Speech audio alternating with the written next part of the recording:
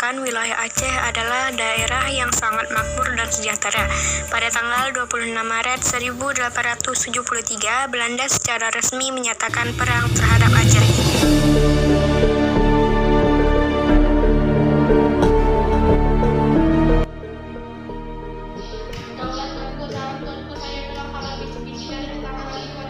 Hei Polen, jangan asal bicara kamu. Orang Aceh mana ada yang seperti itu? Bukan begitu Sultan, Belanda telah membuat paparan di Sungai Raya. Di luar sana sudah ada opsi Belanda yang membawa surat perundingan dari Ratu Belanda.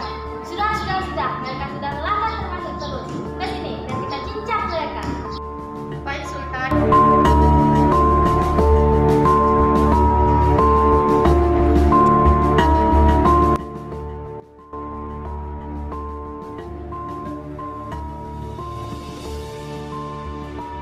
Sejahtera Sultan Sir Hendrik from Belanda, utusan Jenderal Kohler dan Baginda Ratu Belanda mengirim surat perintah kepada Kesultanan Aceh.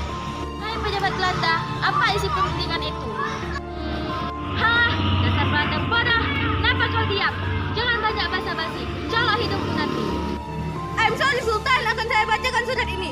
Bersama surat ini saya Jenderal Kohler dan Yang Mulia Ratu Belanda meminta Kesultanan Aceh untuk bekerja sama dengan VOC Belanda dalam menjalankan perdagangan antar Eropa. Dengan cara daerah Aceh juga akan menjadi wilayah VOC untuk memproduksi rempah-rempah, hasilnya akan diberikan secara merata kepada Kesultanan.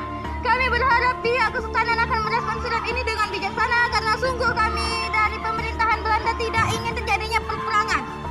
Oh tidak, jika kalian ingin menjajah bangsa kami seperti yang lain, kami memilih perang.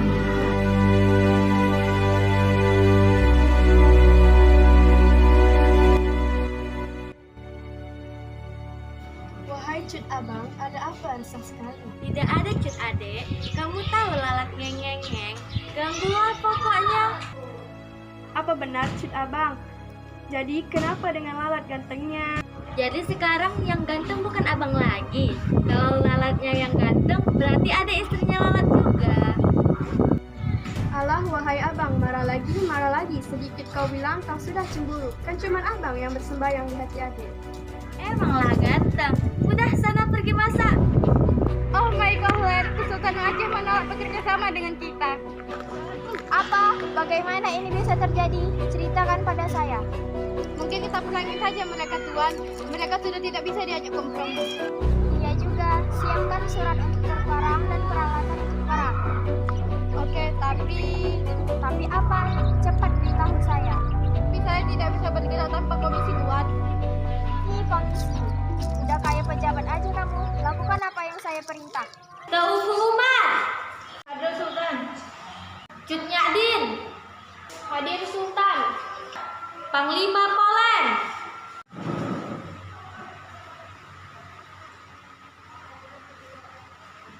Siapa yang ada panggil Sultan? Emangnya ada orang lain yang bernama Polen? Sejauh lapangan survei yang saya lihat tidak ada orang lain yang bernama Panglima Polen selain saya Sultan. Sudah, tidak usah besar berbicara. Jadi tujuan saya mengumpulkan kalian semua untuk berbicara strategi perang kita melawan orang Belanda. Hari Minggu semua kumpul di depan pohon bangka di belakang pohon tengkek. Kita lakukan peperangan melawan awak Belanda. Apa kalian siap?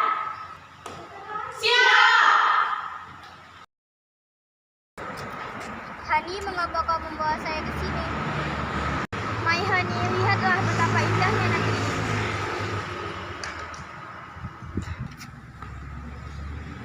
Bagaimana kayaknya negeri ini akan menjadi milik kita berdua? Saya tidak suka di sini. Memangnya kenapa? Tapi lumayan sih di sini cowoknya pada ganteng juga. No. Sepertinya di sini banyak kelainan. Kamu saja yang begitu berlebihan. Assalamualaikum. Wow. Amazing, beautiful. Who are you? Saya penduduk di sini. Saya istri dari Tuku Umar. Yuk, ceritakanlah keseharian Tuku Umar di sini. Hello baby, di sini kita untuk mensurvei lapangan, bukan untuk mensurvei cowok-cowok. Ayo kita pergi.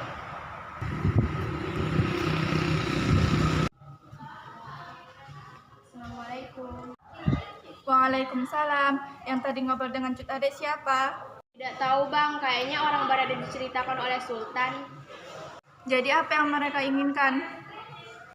Adek juga tidak tahu bang, ya udah kita pulang aja. Ya udah, ayo kalau itu keinginan adek.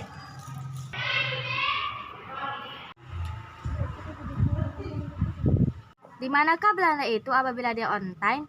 Udah siang hari ini pun bulu hidungnya pun tak nampak. Kita tunggu aja sebentar lagi, pokoknya kitanya bersiap segala medan.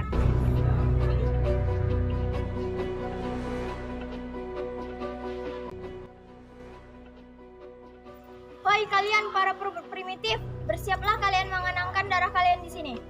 Hei para kaum ini, jaga kau punya kata. Gaduh megam hina mita tim pampi saraya. Hei kalian, jangan mengejek, dasar budak primitif, jelek, belagu lagi. Heh, banyak sekali berbicara. Para prajurit, serang!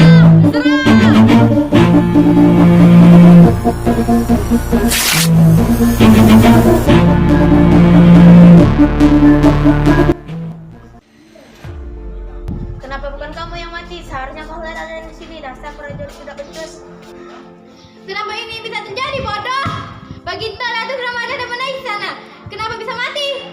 Mereka terlalu berani tuan personil dan senjata mereka memang kalah jauh, tapi semangat pejuang mereka sangat luar biasa. Mereka seolah-olah tidak tahu mati tuan.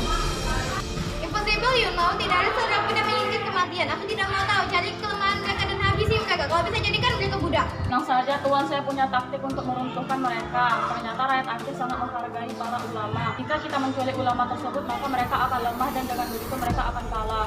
Ya, pemikiran bagus. Kalau begitu siapkan keperluan dan siaplah untuk melakukan serangan kedua. Dan juga siapkan kapal untuk mengirim Mahir Kohler ke Banda. Hei, kau ikut aku! Permaisuri dan Sultan Muhammad Syah pun diculik oleh prajurit Belanda.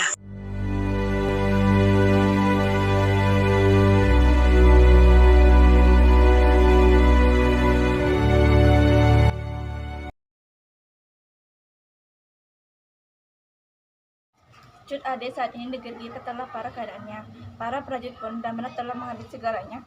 Setelah para ulama dilawan, para prajurit dipaksa untuk menyerah. Belanda melakukan banyak pembantaian kepada rakyat Aceh. Cut abang, yang terjadi pada daerah kita harus mempertahankannya. Cut abang harus berjanji terus berdampingan dengan saya. Tentu Ade, apapun yang terjadi pada diri abang, Cut Ade harus melakukannya. Cut Ade juga harus janji untuk mempertahankan daerah kita ya. Abang harus terus ngabarin saya. Cut abang harus berjanji terus bersama saya. Saatnya kita kumpulkan para prajurit beserta Ulu Balang. Cut Ade, sekarang daerah Ulu Balang menjadi sasaran mereka. Satu pesan Cut Abang pada diri Ade, bersegera berlindung kepada para Ulu Balang. Tapi bagaimana dengan Cut abang? Ade tidak perlu memikirkan abang. Allah itu maha pencipta. Ade ingat pesan abang tadi ya.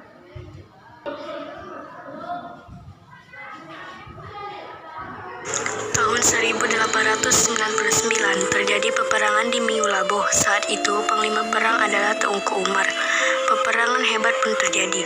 Peperangan itu menewaskan banyak rakyat Aceh dan salah satu di antaranya adalah Teungku Umar. Perjuangan tak terhenti di situ. Cut Nyak Dien tidak terima jika suaminya telah meninggal. Ia pun mengambil alih jabatan Panglima, menggantikan posisi Tuanku Umar. Perlawanan terus dilanjutkan sehingga proses kemerdekaan terjadi dan Aceh langsung masuk sebagai wilayah Republik Indonesia. Beberapa tahun kemudian, Cut Nyak Dien ikut ditangkap oleh Belanda. Beliau diasingkan ke Sumedang, jauh dari tanah kelahirannya. Hei wanita tua, perjuanganmu sudah sampai di sini. Serahkan saja negeri ini kepada kami. Izin saya memberikan pesan-pesan kepada Cut Aceh. Tidak peduli, prajurit bawa dia.